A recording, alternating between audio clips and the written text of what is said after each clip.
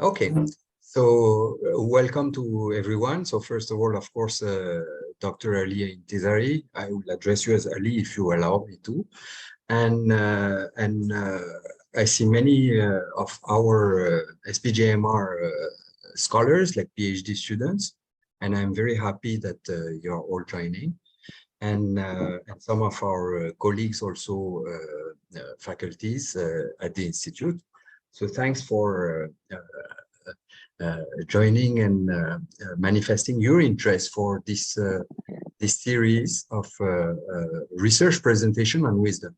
So it's an important moment for us and for the center and for the Institute because it's the first. So Ali, you have the privilege to be the first of the speaker in this series. So we will try to have, like you, many, let's say, wisdom researchers who are really globally prominent researchers. So we'll have, for example, our friend David Rooney will speak, and many others. So please keep in touch for that. And why it is important for me, just to introduce briefly this series, is that it's the first time that within our institute we're acting out on one belief, which is we believe that the wisdom domain as a research domain is a very, very fertile research domain. And so this is the first point. The second, it has not yet matured, so there are many possibilities for our PhD students and also faculty to be involved in that. The second point is that it's one of this field. If I ask you what is wisdom, you will understand that it's not an easy answer, and it's really a complex and multi-dimensional kind of construct.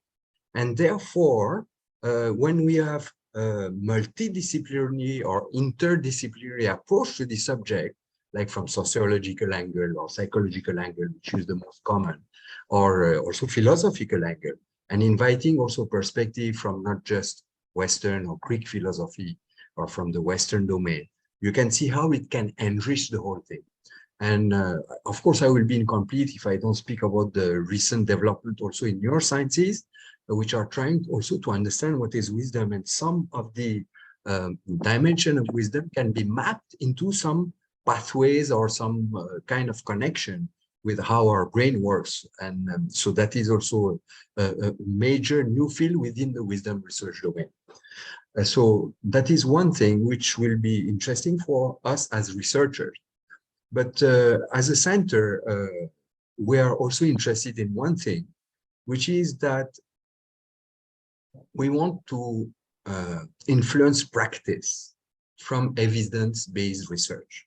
And I think from that standpoint also, the way we will be devising, and this is just a domain which is emerging within the wisdom field, we have to devise leadership intervention, which are not just in the form of advice or prescription, like be wise and be reason like in a lucid manner and be anchored and centered and have multiple perspectives and so on. But how can we devise intervention which are based on research findings? And therefore, our, let's say, ultimate, of course, mission as in our center is to influence practice.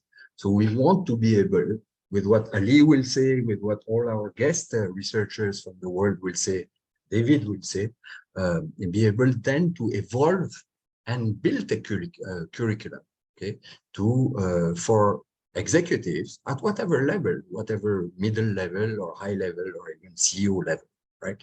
So that's all for me on my side to introduce that. So welcome again to all of you. And Ali, the floor now is all yours, okay? All right, thank you very much, Syria. Shall I share my screen? Yes. All right, okay, so Jisha, please, yeah, okay, great, excellent. Just one thing before you begin, Ali, since we are not, let's say, a huge, let's say, audience, the question, we can leave them, of course, at the end of your presentation. So you have the option, all of you, either to write the question on the chat, if you feel like, or we will have ample time. We'll make sure that we have ample time to take your question, and you can just express them directly and ask them to help, right? Okay, so please go ahead. All right, okay, thank you very much. Thanks for having me, and it's a pleasure to be here and share some ideas that might be relevant to what we are experiencing these years. And in the presentation, I will talk about the wisdom in the leadership and organizational context, and we'll break down wisdom, the concept of wisdom, into 9 principles, which I hope can help practitioners. This was the initial idea of breaking down the concept of wisdom into practical principles, just to help leaders and managers and, of course, practitioners understand what wisdom is in the first place, and then how they can apply it and develop it. So again, so we are going to have plenty of time after the presentation, so you can ask your question after the seminar. Also, feel free to unmute yourself and ask questions during the presentation for any reasons. All right, okay. As you might know, wisdom is not a new concept. It has been studied by philosophers for at least 3,000 years in both Western and Eastern traditions, and actually appeared in other disciplines in contemporary research in the 1970s. And it was gerontologists who first started looking at the concept, and then psychologists began to conceptualize it and measure it, and later many other fields became interested in the topic, and wisdom found its way into a number of academic disciplines later on. And today you can find discussions about wisdom in many disciplines, including educational field, organizational and business and leadership. And as Surya very truly mentioned, it is a very new and I would say powerful field. And there are many opportunities around the concept and how to research, how to measure it, how to develop it, and all these things. So it is a very a growing field and an important field or at least in the discipline that I'm familiar with, organizational and management discipline. And but the thing is that most of the modern conceptualizations of wisdom draw mainly from Greek philosophy, especially the writings of Socrates and Aristotle. But over the past 10 years, I've seen a number of studies that look at the concept from the non-Western traditions as well, and that's a good sign. So there are not many publications about wise leadership per se, and to the best of my knowledge, I haven't seen any book written about it, or other than this list, I haven't found any other journal articles that directly address wise leadership. And these are examples of the very good journal articles that address wisdom and leadership. And especially the first one by McKenna, Rooney, and Ball, published in the Leadership Quarterly, which is a prestigious journal, and it provides a very good theoretical foundation about the concept of wisdom and what it looks like in leadership context. So if you haven't read that paper already, I strongly encourage you to read that paper. That's a very good, and it is among the very first papers that address wisdom and leadership. What I'm presenting tonight, and the wise leadership model that I talk about in this presentation, is based on the empirical research that I've done over the past 10 years, and mostly based on the interview data and interviews that I've done with over 100 leaders and senior managers in Australia, New Zealand, and internationally from other countries, North America, Europe, South America, Asia, and Middle East. And I've published the results of these findings in multiple journal articles and books. So the model that I present in the seminar is actually based on empirical findings, so it is not conceptual. All right, but what is wisdom and what does it mean? What does it mean when we talk about wise leadership? As you might know, there is no universally agreed upon definition of wisdom. And some may see it as a higher level of knowledge or experience. And this is actually a very common approach in the information system and knowledge management field. They see wisdom as a higher level of knowledge and knowledge as a higher level of information and so forth. And others may look at it as a personality trait, which is a common approach in the US studies. So you know that they really like to link everything to personality. So this is a very common approach there. So, and some may define wisdom as the ability to use intelligence or emotional regulation or intelligence. Others may emphasize that wisdom is just doing ethical, taking ethical actions. And others may say, no, it is a combination of cognition, reflection, and affection. So despite the diversity of the definitions, all these definitions have some commonalities, which I would like to highlight here. And when you look at all these definitions, you can see that wisdom is regarded as a practice-oriented quality. Which is prone to act. It is a way of being and doing. And wisdom is defined as being concerned with fundamental matters of life, socially complex problems that always have significant social impacts, like the pandemic that we have experienced over the past 2 or 3 years. And also you see that these definitions say that wisdom engages intelligence, knowledge, experience, but it is not a purely cognitive quality.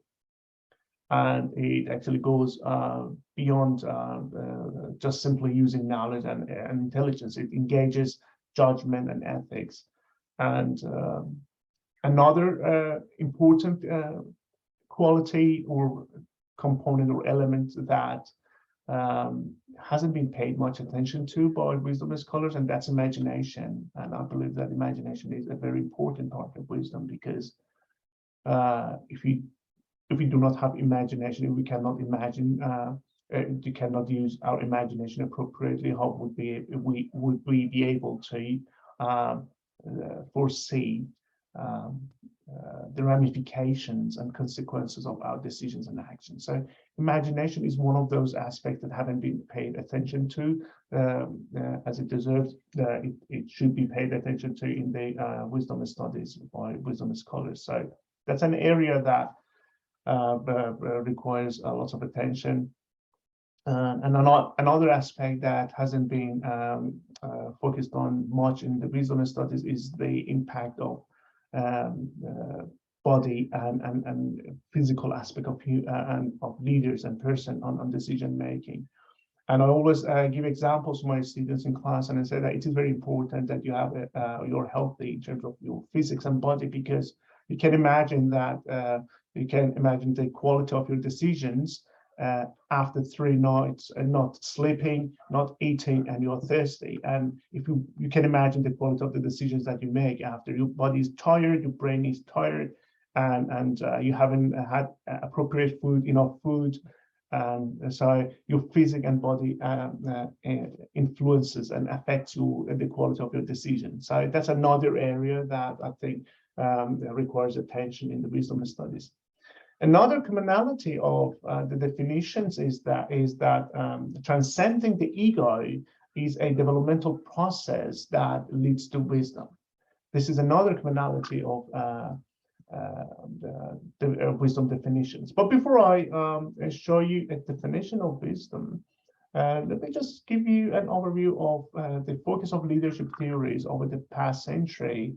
And this is just to set the scene for our discussion, and it would give us a better understanding and a bigger picture about the contribution of wisdom to the leadership context. Traditionally, leadership theories focus on the leader, the personality traits of the leader, to understand what makes a person an effective or good leader. And what they were very interested in, those traditional theories were things like power, control, centralization of power, and influence. And the common theme among those traditional leadership theories is domination.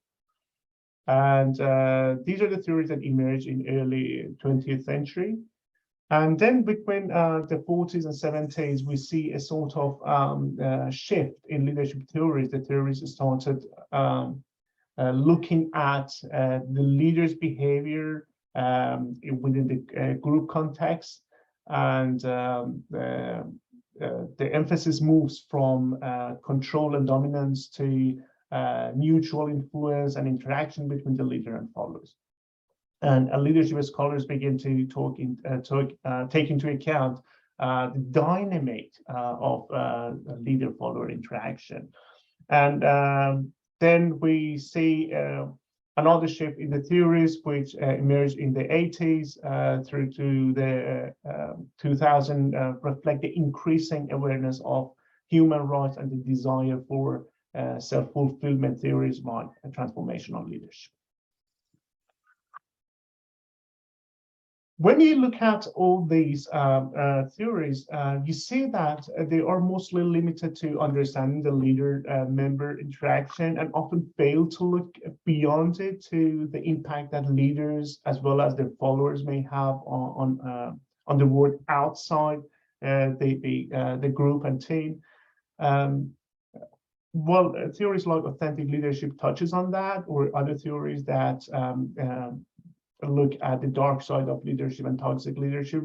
They touch on that a little bit, but they do not explicitly talk about how leaders and followers can have impact on the world outside the team, and how leaders individually, followers independently, and together, how the way that they interact may have impact beyond the team as well. So I haven't seen any explicit leadership theories to address that. And this is where wisdom comes into play. And by offering the perspective that the responsibilities of leaders and followers and the way they interact with each other go beyond their team or organization. And also the impact that the leader and followers will have when they work separately or together, or when they spend time together, or the way they treat each other, they will have impacts beyond the team. So the effectiveness of a leader should be measurable, looking at their impact on wider society as well. So, and as I mentioned in the previous slide, wisdom doesn't have anything to do with simple problems. It manifests itself in the situations where you have to deal with complex and wicked problems. It is not about deciding what time you have to leave your home to go to your tennis training, or to play golf, or to buy a car. It's mainly about problems that require more than just a sort of knowledge or understanding of the situation. It's a very complex phenomenon, and when we talk about wicked problems, that's the place where wisdom can manifest itself. So these problems, wicked problems, are the problems that are not easy to articulate or solve, because they have innumerable possible states, multiple agents, people, or factors might be involved, and the interactions among the agents are not structured. And so, and the behavior of the problem is not easily predictable as well. So we can, and these problems cannot be simplified. You cannot even break them down into pieces to manage them separately, because it is integrated, a complex, unpredictable, dynamic problem. And the very distinctive characteristics of wicked problems is that they are socially complex problems, which means that whatever decisions that you make to solve them, or even if you avoid making a decision, there are some ramifications and impact on society. So these problems are socially complex problems and will have impact on society or environment as well. So examples are like COVID-19 and Gulf of Mexico oil spill, which happened in 2019, and a New Zealand hate-fueled massacre. And these problems are emergent and unpredictable, all right? And oftentimes the cause-effect relationships are unknown. We do not know what are the exact causes or reasons behind these issues. And they are more complex than they look. And as it was the case with the pandemic, wicked problems, as I said, they are dynamic, and you cannot never be certain about any aspect of the problem, and there is always a level of uncertainty involved with the problem and with the decision that you make, because the problems are multidimensional, they are interconnected, and they engage multiple stakeholders, and as I said, they necessarily have social impacts. So there are many examples of wicked problems that I can mention, like climate change, education, income disparity, like poverty, hunger, homelessness, childhood and community obesity, drug trafficking, nuclear weapons, social injustice, terrorist attacks, extremism, fake news, misinformation. There are a number of examples of wicked problems. And that's why studying wisdom is very important, because most of these problems that we are dealing with these days, they require more than knowledge and technology. They require wisdom. We need leaders who are wise. And then I will explain and what principles they can apply to be able to at least make some wise decisions. So in the context of leadership, and by considering the nature of the wicked problems leaders have to deal with, we can define wisdom as the capacity to choose the right action based on the right knowledge and values toward achieving the well-being of self and others, with the awareness that personal actions have social consequences. So this is the definition that we're going to use in the wise leadership context in this presentation. So as you can see, decision of wisdom is a decision-making capacity to address this socially complex problem. It is the highest level of decision-making in that it's about making decisions that are going to have very significant impacts on the decision maker and people around them, directly or indirectly. So in my book, I define it as a decision-making capacity, to put it simply. And so wisdom is just a decision making. It's not just personality trait. It's not the way people act. It's decision capacity, and it implies that everyone has that capacity. Some can develop it, some don't. They don't even care about it. So everyone has that capacity to make one's decision.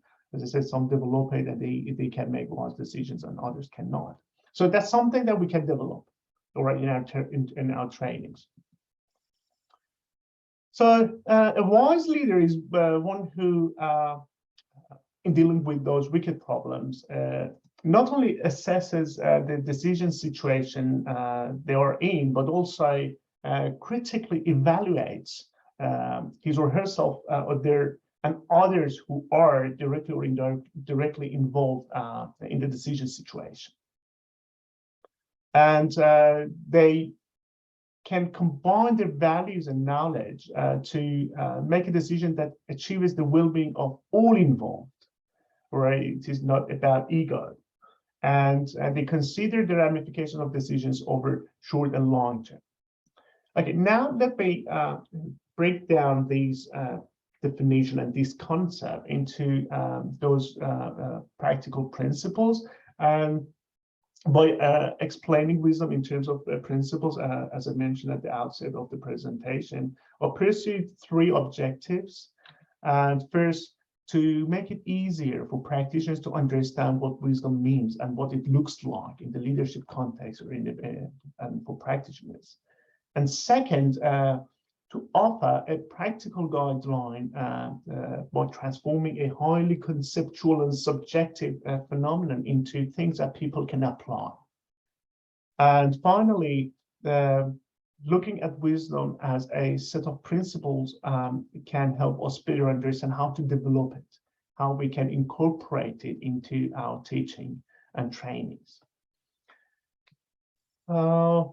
So before I explain all these principles, just bear in mind that there are 9 principles, and the first 3 principles are the substantive principles, and the other 6 principles are supportive principles, and meaning that without the supportive principles, you cannot apply the first 3 or substantive principles. All right, let's see what these principles are. The first substantive principle is a perspective taking. Given that wicked problems engage multiple stakeholders, it is vital for leaders to be able to see the problem and possible solution through the eyes of all the stakeholders.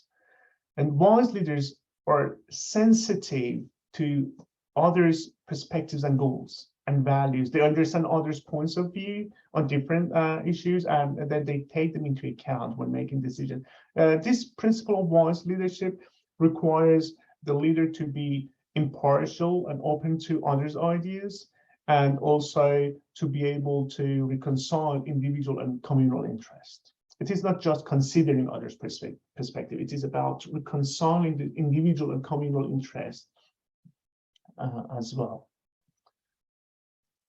The second substantive principle is future thinking. This principle is very important in that it takes the leader beyond now and here.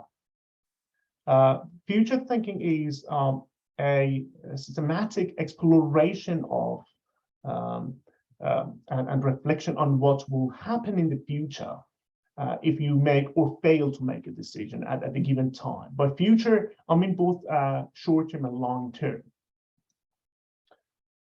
The third substantive principle is ethical consideration, and as the title implies, wise leaders always make sure that what they are doing is ethically sound. In the initial version of the model, this principle was legal and ethical consideration, but later when we collected more data and we studied, we realized that it implies conformity, and conformity is part of wisdom. And then I revised the model and I removed legal consideration, and so I kept ethical consideration as the third principle. So if you come across the very early version of this model, you will see legal and ethical consideration, but I have updated that and I removed legal. Because wisdom is not about conformity, it's actually opposite to wisdom. And so ethics is a very important component and aspect of wisdom. And actually from an Aristotelian perspective, wisdom is using a combination of intellectual and moral virtues and towards achieving eudaimonia, or human flourishing. It's a combination of both intellectual and moral virtues. So using both intellectual and moral virtues enables the leader to handle problems that necessarily require addressing the questions that are of the what is or what is the truth type, as well as those questions that are about what should be done or what the good is. So by combining these two virtues, the leader would be able to address these questions. I would call these first three principles or substantive principles as multi-perspective consideration, and I often refer to them as the MPC principles. All right, okay. The other principles that I'm going to talk about are supportive principles, and they need to be in place for one to be able to apply multi-perspective consideration principles. So without these 6 supportive principles, it's almost impossible to have a good MPC ability. Two of these principles are cognitive mastery and emotional mastery. These principles are about how the wise leader brings together both rationality and non-rationality. And because leadership is not about numbers and rationality and reasoning, it's about reasoning and also non-rationality. I will explain these principles in detail in a second in the following slides. The other two principles are about awareness, and they refer to the extent to which the leader has self-awareness and is also conscious of what's going on around them. And the last two principles, which I would call internal, external reflection, are even more fundamental than the other four supportive principles. Internal, external reflection are very important in leaders in wise leadership, because a leader wouldn't be able to improve their self-other awareness or even cognitive emotional mastery without being able to critically reflect on phenomena, all right, or things that are happening around them, or reflect on their experiences or others' experiences as well. So that's why I put these two principles at the bottom, because it's very fundamental. Without having that critical reflection ability, it's difficult to develop wisdom.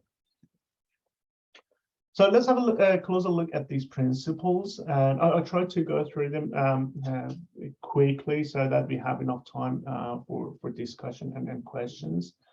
I'll just define them very briefly here. Excuse me. So based on this model, wise leaders never ignore rationality. All right. So it doesn't mean when I talked about ethics and I talked about emotional mastery, it doesn't mean that I'm against rationality. And I'm actually love the combination of rationality and non-rationality, and I think the combination is way more important than either of them. So wise leaders know that sometimes they have to be very objective and transparent about how they're making decisions, especially when they have to explain the decision that they've made to stakeholders. All right, but they don't get over rational either. So they always have some rooms for emotions in their decisions. This was a very common approach when I interviewed managers in New Zealand. So it was very important for them. They emphasize that emotion is very, very important in making wise decisions in the business context. But interestingly, when I interviewed people from countries like Iran and Middle East, countries that are religious, and they are supposed to be less rational because they believe in metaphysics, all these things, are found opposite, and they emphasize that now, if you want to be a wise leader, you cannot be emotional, you have to be super rational. It was interesting. So that's why wisdom is culturally bounded as well. But yeah, all right, okay. I call the combination of these two as cognitive emotional mastery, or SEM, and it refers to the extent to which the decision makers or leaders' cognitive abilities and emotional qualities are integrated throughout the decision-making process. And mastery here doesn't mean an end state. It means a continual learning process. Right, cognitive mastery, I explain cognitive mastery and emotional mastery one by one. Cognitive mastery here means that you process relevant information and knowledge. You have expertise before you even try decision making to solve a problem. Without having the expertise, you cannot solve a problem. And that's a very simple principle here. And also, you know how to acquire the knowledge and information that you may need to solve a problem. And also, you know how to use the knowledge. So these are the key subset of cognitive mastery. And also, you need to be insightful as opposed to superficial. All right, you can explore and understand possible meaningful interactions among phenomena in relation to the decision situation. And these relationships among phenomena might not be very apparent and obvious to others. So you can foresee them sort of and prevent the problems from happening. And also, you can think outside the square, and that's what being creative and innovative is very important, because you should be able to come up with innovative and unique decisions, because the problems that you as leaders are dealing with are wicked, unprecedented, and you have to have that innovation and creativity ability to come up with unique solutions. And cognitive emotional mastery means that a wise leader can regulate his or her emotions. For example, they resist against making rash decisions, and they avoid excessive anger, fear, or even excessive happiness, all these things. So it is very important. They are confident, but not overconfident about what they can do, what they can achieve. And put it simply, I would say that for leaders, they have to make sure that the decisions they are making are not dominated by emotion, but the decisions should always leave some rooms for emotions as well. So it is just a balance between rationality and non-rationality here, between emotions and cognition. The other two supportive principles are concerned with awareness, and self-awareness means, self-awareness means that you're aware of your strengths and weaknesses, the cliche, but you also need to know your own values as well. It is not just about your weaknesses and strengths and what you know or you don't know. It's very important that you know what values are most important to you. And that's the most important aspect of self-awareness. And traditionally, when we talk about self-awareness, it's about, okay, my personality traits, all right, what I can do, what I know, and what are my weaknesses. But what is often neglected is, especially in trainings, is that, well, sometimes people do not even know their most important values, especially for students. When you ask them what's important to you, they do not know. They think they know their most their values, but when you push them by asking some questions, then you realize that no, they're not sure about what values are important to them. And I would say that that's the first step in wise leadership training, so helping students understand what their values are. And the second thing about values is that they should know that their values may change all the time as they grow and they experience and as they go through ups and downs in lives, and values change. So self-awareness is important, and as part of self-awareness, being aware of the core values is way more important. Other awareness is very similar, but in that a wise leader is aware of others' values as well, in addition to weaknesses, strength, and personality, all these things. But they know the dominant values among people he or she is working with. And they are courageous enough to challenge values if they are not aligned with ethical values. All right, it's another aspect of it. They also are situationally aware. They know what's happening around them within the organization, outside the organization, in wider society, global society. And here is another thing that I always encourage my students to do. And I say that always put aside at least half an hour or 20 minutes a day to read reliable and valid newspapers to know what's happening in the world and around you. And it is very important. These are some practical examples of how they can improve that. The last two principles, they deal with reflective aspect of wisdom, and one is internal reflection, and the other one is external reflection.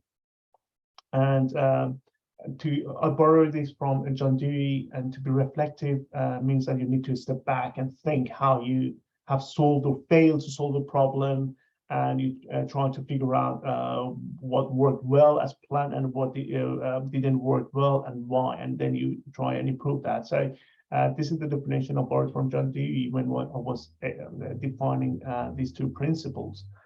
So wise leaders do two types of reflection.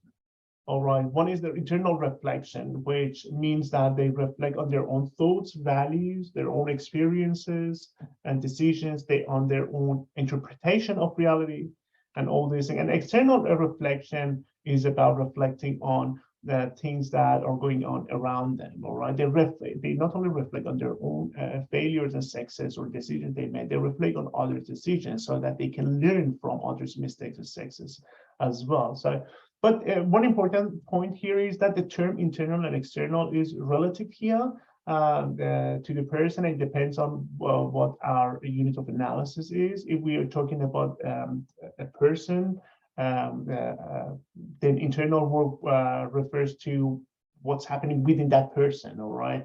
Feelings, experiences. But if, because we're talking about leadership fields, if we are talking at wise leadership at the organization or team level, then internal reflection is reflecting on what's happening within the organization, and external reflection is about reflecting on what's happening outside the organization. At the individual level, external reflection would reflecting on what people around you are doing, their values, their and the successes, decisions, and all these things.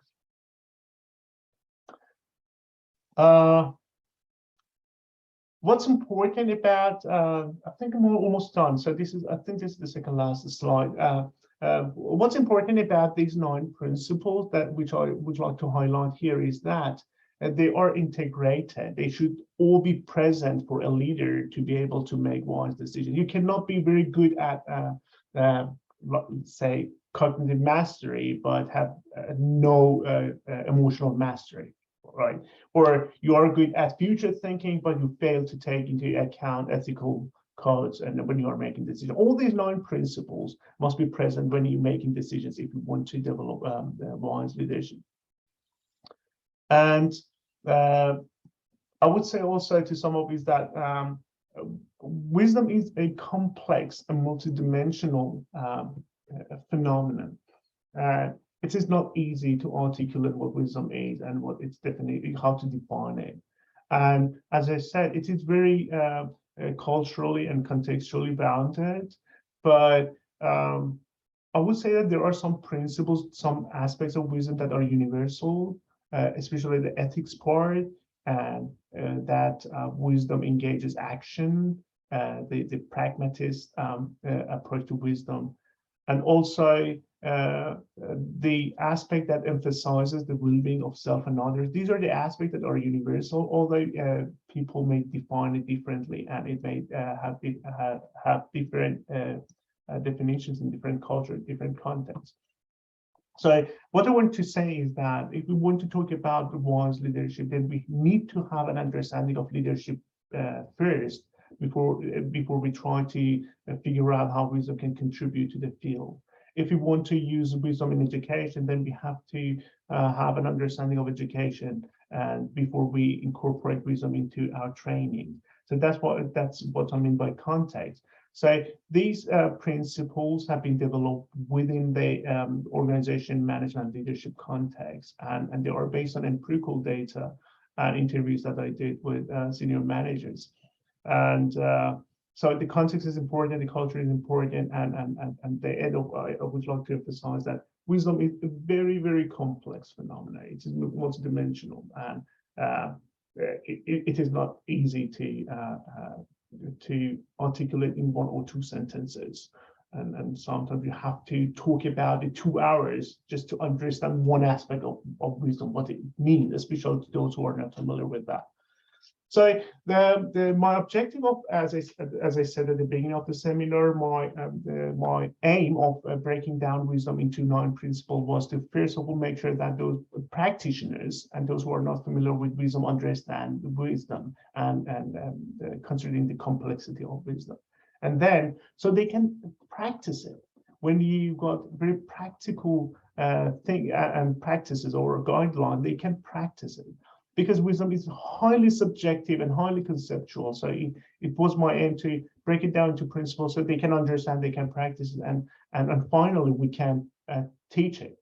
All right. Each of these 9 principles can be the topic of a 2-hour-long seminar or workshop for students, and a full semester can be spent on teaching students these 9 principles, starting from future thinking or perspective taking to the point that they learn how to reflect on things.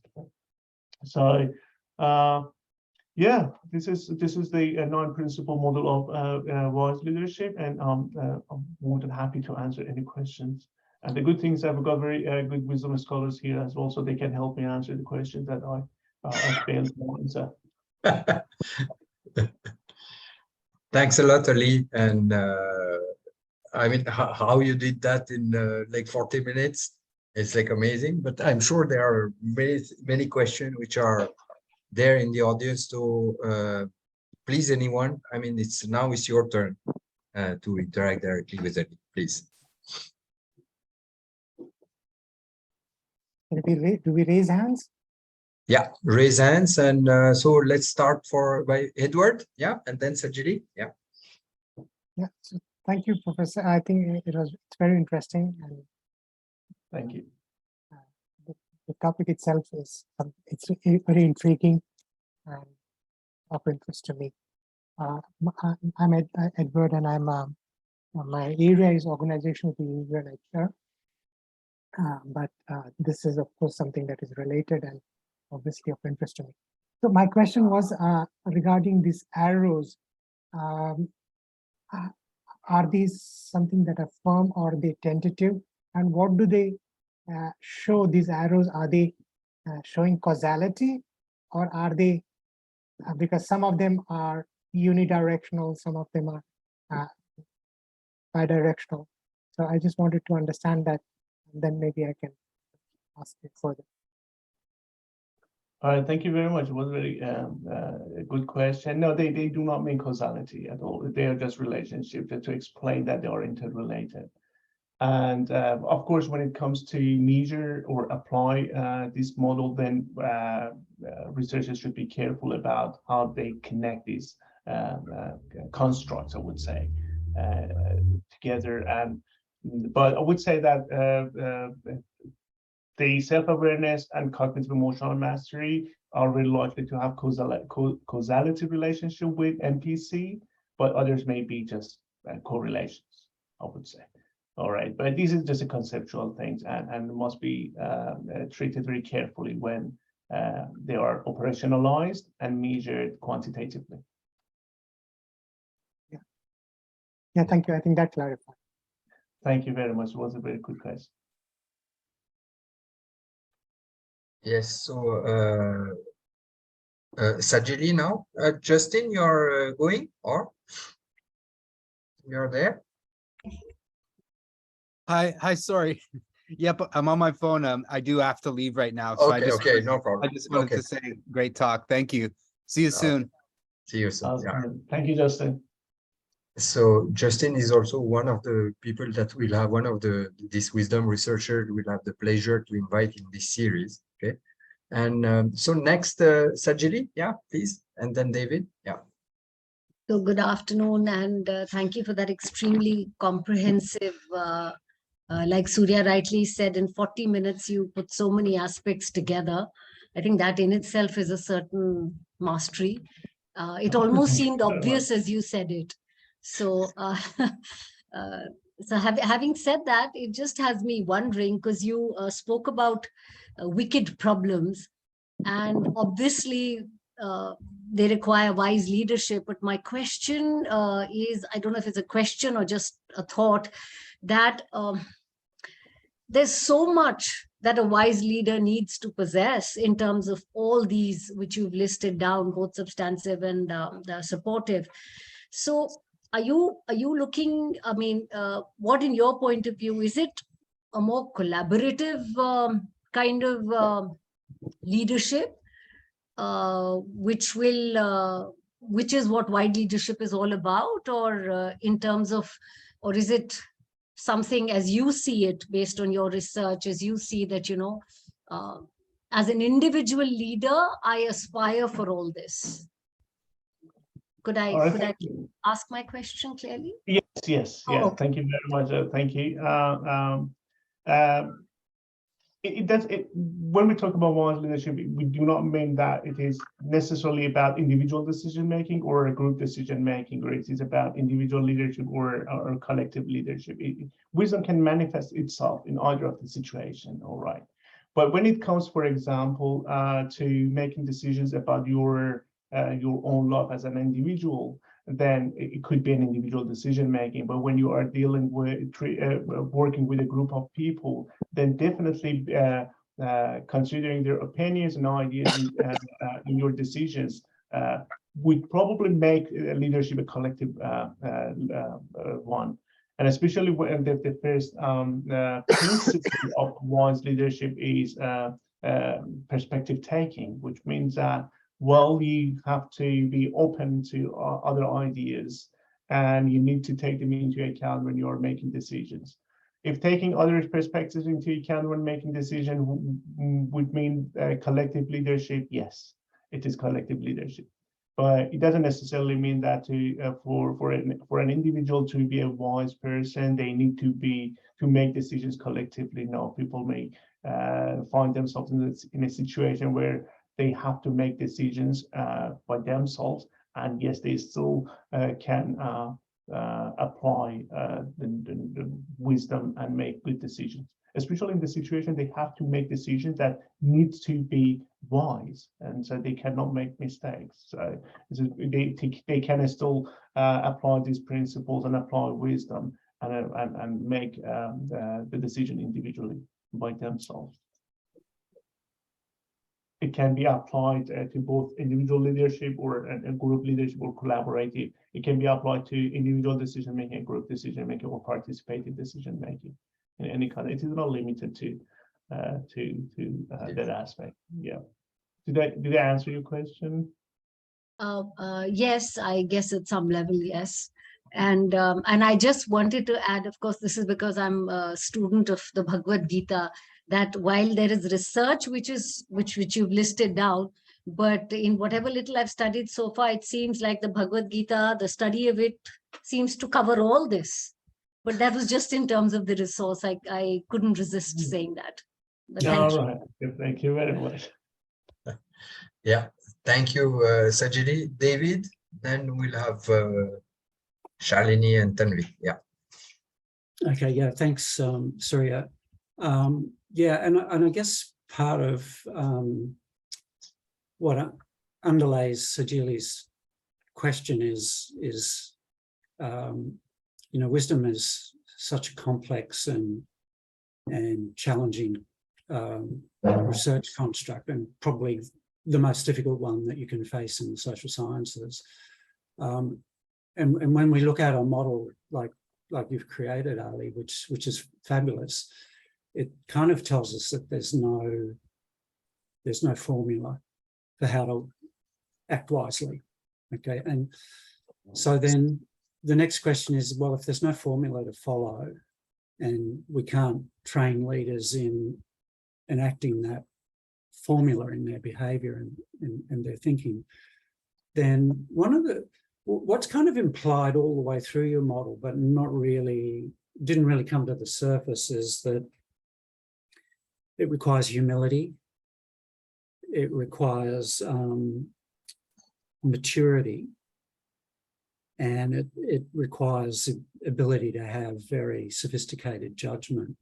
And so when I look at concepts like mastery, reflection, and consideration and perspective, they're all sort of trying to speak to those sorts of things. And you did mention imagination, because I think imagination is also part of this humility, maturity, and judgment thing. And so it's not so much a question, but just a request for you to comment on things like maturity and where they fit in how we think about wisdom. All right, thank you very much, David. A very, very good comment and question. Well, humility, I talked about that not here in this seminar, in my publication, and especially intellectual humility. talked about that. And in terms of overconfidence, they should avoid overconfidence and these things. They are sort of related to humility, but intellectually and all these things. And about maturity, yes, I haven't, it's not reflected by the model very explicitly, but when we say that, I think it would be related to maturity when we talk about reflecting on own experiences, the ups and downs that we have gone through in life, and by also mentioning that mastery is not an end state, it is a continual learning process. And which means that we cannot claim that we are mature enough anytime. We always are learning. All right, maturity. I would say that it would be relative, and it to me it means that we have to learn every day, and by being critically reflective on what experiences we have every day, and the things that we see, the values that we develop or adopt or change, all these things. So I would say that it is implicit in the concept of mastery, sort of, and well, I say that wisdom is all about continual learning. Well, that was a very good question. So it was about humility, maturity, and judgment. You mentioned, right? The third point. Yeah. I guess part of the reason why I asked it is because I think there's a PhD for someone to write on what maturity means in the context. That's correct. Each of them, yeah. Yeah, and another one on imagination, as you mentioned rightly, David. Yeah, absolutely. Yeah. Yeah, and I mean, the thing that triggered this in me is that I'm over the years I've become increasingly skeptical of the emotional intelligence construct, because I think what really matters is not emotional intelligence. Yeah. And we already know that intelligence and wisdom are weakly correlated. But I think what probably matters more for wisdom in terms of emotion is emotional maturity rather than emotional intelligence. But we don't really know what maturity means. So that's why I think there's a PhD in that topic. Yeah, that's a very good comment. Actually, back in 2010-11, it was the time that I started developing this model, and I used emotional intelligence at the beginning, and then I realized that no, not really. No, it is more than just intelligence. It is about that. The concept of mastery actually I borrowed it from Peter Senge, actually, and I use that concept, so that's why I try not to use intelligence, emotional intelligence. So that's why I replaced it with mastery, and then I borrowed that concept from Peter Senge. That's correct. Very good comment, actually. Yeah. Good. Yeah. Thanks, David. Shalini, will you allow me to just salute Bernard, which I just see on the screen. Dr. Bernard Marquena will be also one of our presenters. Very well-known wisdom researcher. So thank you for being with us and joining us, Bernard. And please, if you have a question, please don't hesitate. Yeah. Pleasure. Thank you very much. And I just wanted to briefly add to Ali's response to Sajili. There's two things I'd say. One is that that wisdom is contextual. In relation to that, I just draw attention to Volodymyr Zelensky, who was, as you know, elected as the leader of Ukraine. And in his first year and a half before the war, he was actually not doing a particularly good job. There was every likelihood that he would have been elected out again. But his performance during the war has been, just truly breathtaking, amazing. So, there are situations where people can rise to the occasion depending on the context. The other thing, just in relation to that too, is that the German scholars, Ursula Staudinger and the like, differentiate between personal wisdom and general wisdom.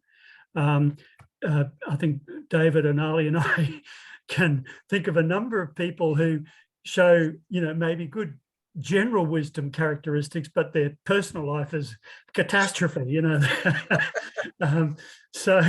And we know some you know, major wisdom scholars who, you know, in that category, and I'd put myself in that category. So there's two things that I'd say, that, you know, that in that sense that, you know, that wisdom is contextual, and that there is a personal domain and a general domain of wisdom. And I really think it would be almost impossible to find someone who could cover all the bases in that regard. So don't feel bad if you're not doing as well as you hoped in some regard. Okay. Thanks, Thank Bernard. you. Thank you. But yes, the whole, the personal in general, I think points in that direction. So I have something more to think about. Thank you. Shalini now, yeah, please. Thank you. Yeah. Thank you. Thank you so much, Professor Ali, for such a comprehensive and insightful session. I mean, I can't thank you enough. It was great. I'm just curious. It's a very simple question. I saw your book, Practical Wisdom in the Age of Technology. And I just got curious to know that what is the difference between wisdom, as we are discussing about, and the new construct, practical wisdom? Is there any different element which comes into this whole notion of practical wisdom? So when you say new construct of practical wisdom, what do you mean by new? No, new in the sense that we already have a construct called wisdom. So if we call something as practical wisdom, what does it imply? Is it different from what we are talking about? And if it is different, what ingredient is there? All right. I wouldn't differentiate practical wisdom from wisdom, because practice and action is inherent in wisdom. But I think that the concept of practical wisdom was used in the past as opposed to theoretical wisdom, which was used in philosophy. And to differentiate practice from theory aspect, they used theoretical wisdom and practical wisdom. And it is a very common language in the non-Western traditions of wisdom. When you look at, I'm not that much familiar with the Indian traditions, but in the Middle East and Asian traditions, when you look at them, when they describe wisdom, you often say they use the terminology theoretical wisdom and practical wisdom. To me, these two are the same. You cannot be practically wise if you cannot address questions about things like what is the truth, or without being able to answer what questions, all right, the what question. And to me, now I do not differentiate them. So to me, practical wisdom is wisdom, because wisdom, it is not wisdom if it is not practical. And it would be the translation of phronesis, like, and which means that the practical wisdom. So I don't see any difference. Sure. Thank you so much. No worries. Yes, Nikhil. Yeah, please go ahead. Yeah, good afternoon. Thank you, first of all, Professor Surya, and to SPJIMR for such a wonderful platform. I'm from KJ Suma, another institution, and Professor Ali, that was a fabulous presentation. So this is a wicked question in my mind. I'll try to articulate well. If I can't, it's my fault. Even I'm doing research in the area of mindfulness, well-being, leadership, etc. And when I approached one very senior leader whom I know, he told me, what is the business case? And I said, can you elaborate? And whatever he elaborated, in the end, I said, can I paraphrase as you want to look at what is the practical value of this in the backdrop of capitalism? That thought process. And he said, yes. So I asked him a question, and I never don't have the answer either. And I would ask you the same. It's like when you say at the level of being or self-transcendence, I would say it is like you can be a flower and the fragrance is the byproduct. But what if the gatekeepers of the organizations are interested in the fragrance and they want you to be wise, which is about self-transcendence and being, but they want the spray of fragrance so that in the field of capitalism, they can do better.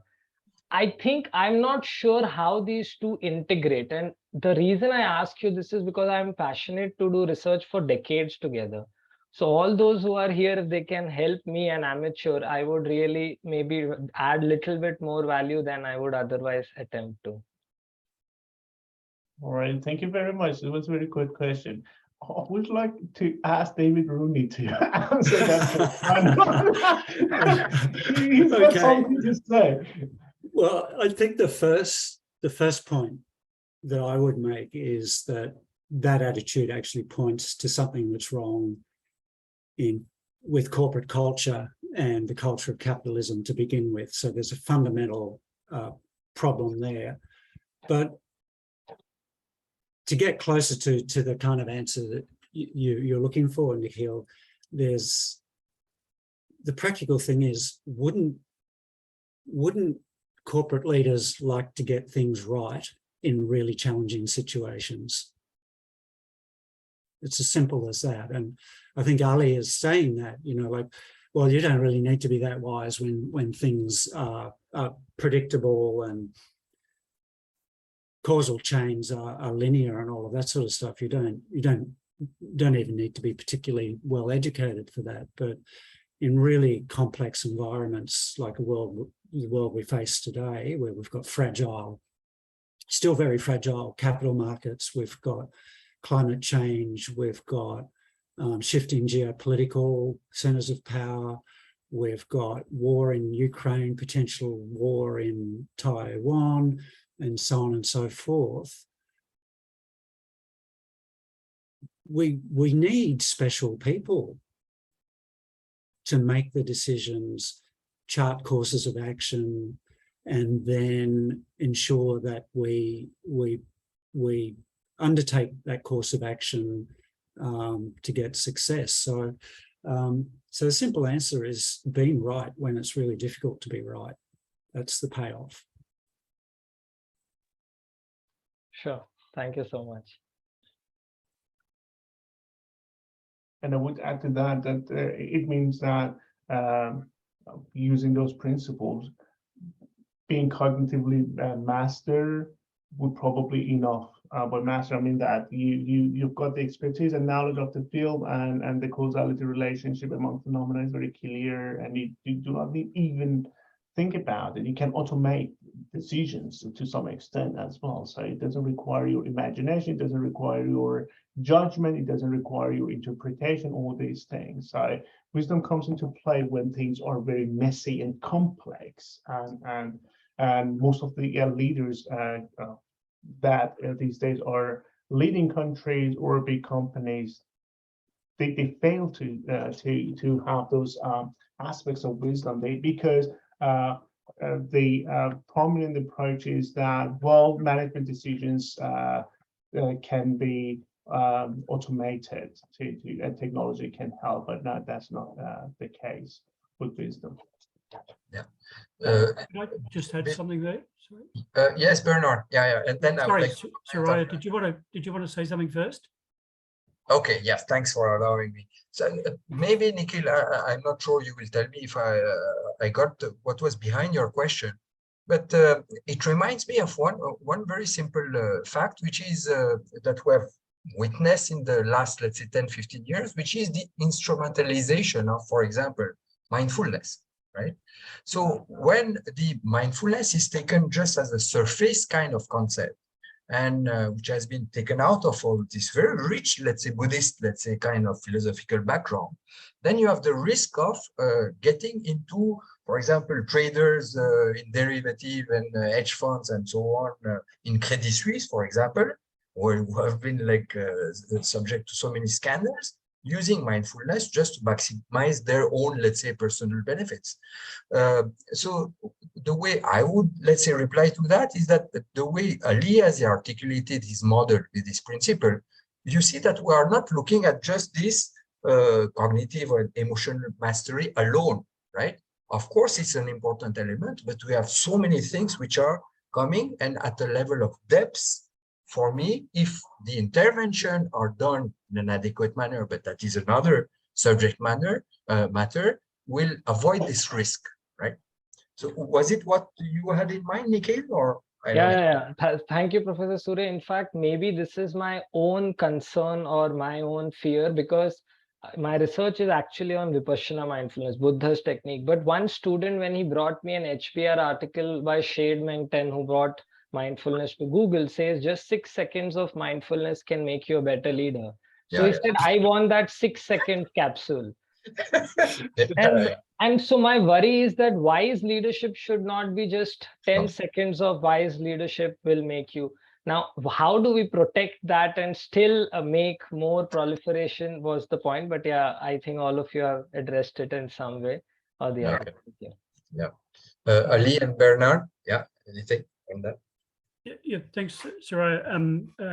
You actually picked up on a point that I wanted to make, and in terms of Nikhil talked about the backdrop of capitalism, and I suppose that what we'd have to say is that capitalism obviously is transforming. It's always transforming. That's why it's been so successful. It's its capacity to transform. And so, there's a whole bunch of things that are happening in capitalism. The worry for me is that there's a natural tendency in capitalism, that's the reason for its success, is to commodify everything. And so, we're suddenly going to commodify wisdom, for God's sake, no, you can't commodify it. And so what we have also, what's been happening in the last 40 years with neoliberal capitalism, is that we have this strange combination of commodification, codification, measuring every darn thing. And this has led to the destruction of the usefulness of Australian universities. They're appalling institutions because they have commodified education. It's a product. And so people don't go to university in order to, broaden their mind and also gain professional skills. It's so that they've got a product. So I'd say that first of all. The other thing is that, there's also, as I said, there's all sorts of capitalism. So you've got the gig economy, for example, operating at the same time that you have, at the lower end of capitalism, at the same time as you have, high-tech companies doing interesting stuff, et cetera, et cetera. Okay, so we've got all these forms of capitalism going on at the moment. The thing that I would say is that if we were to take the environment, which is an area that I've been particularly active in for some time, if we take the environment, what's been happening in Australia is that many of the big companies were way ahead of our appalling government in terms of understanding where this was going. We have, energy companies that are coal-based. I mean, we produce some of the cheapest coal, in the world. Ship it over to you guys. But we're very good at producing, coal, and it's a very cheap source of energy. But even they realized that this cannot go on. So they were way, way, way ahead. And so what also happened, that was really interesting, is that, it was economy or environment. But what happened was that, the alternative energy sector has become more economic. So you don't have to have this environment versus economy thing going anymore. So what I've been finding is that I found that, in interviews at the very top level with big resource companies, is that they seem to be way, way ahead of the game. They knew what was going on. They knew they had to change. So that makes me hopeful in one sense. The other thing that that would worry me is in terms of, if you've got this sort of capitalism that wants to commodify everything and make lots of money, they don't care if their supply chains are using, slave labor, for example, if they're using dirty energy, etc. But yeah, we'll go and have half an hour of mindfulness, and that'll solve the problem. No, can you not see that this, is a problem? So it has to be holistic. If you're going to be wise, you can't just have a bit of wisdom at the end of the 40-hour week, or 80-hour week more likely, with a little bit of mindfulness. It has to be a totality. It has to infuse. We have to embody it. That's the point that I would make. Yeah, thank you very much. And I would like to add to that. Developing wisdom is not easy at all, and understanding what it is and how to apply it and how to develop it is complex itself.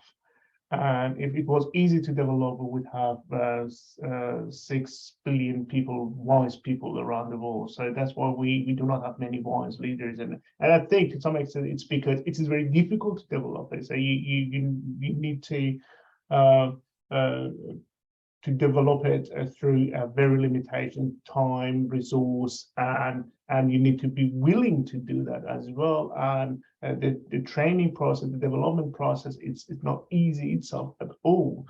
Training yourself to be highly reflective on every aspect of your life is not easy. Willing to challenge your own values. I don't say every day, but every now and then. It's not easy because when we get older, so we stick to our own values regardless of their rightness or wrongness, and we scare of challenging our own values and beliefs to a great extent. And I would say that the wisdom development process begins with challenging your own values at the beginning, and so it's not easy at all, and that's why. It is not something that, as Bernard mentioned, you cannot develop wisdom or become a wise leader overnight or by taking a 2-hour workshop. Yeah. But thanks, but truly I feel little wiser, and I'm sure many of us are enthused to continue in the journey. Thank you, each one of you. Yeah. So Ali, before I take this question, which is in the chat, just rebounding on what you are saying, can you tell us your experience about conducting, let's say, either some course for your management, let's say MBA students, or for executive based on this principle? Is there this resistance first that you see? And second, how do you manage this time factor? If we're speaking about a developmental task, which can span about life, right? So how do you manage that when you are like teaching or you are like conducting these interventions? All right.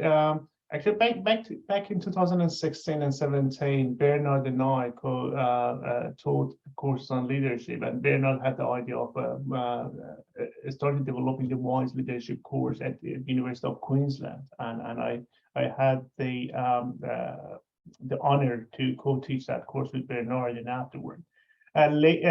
Last year and this year, I started incorporating that model into my teaching, especially in another course which is called Leadership in Practice. And I haven't incorporated all the principles yet, but I'm testing the water. I started with the cognitive emotional mastery, and in the course that Bernard had developed, and I joined him at co-teaching the course.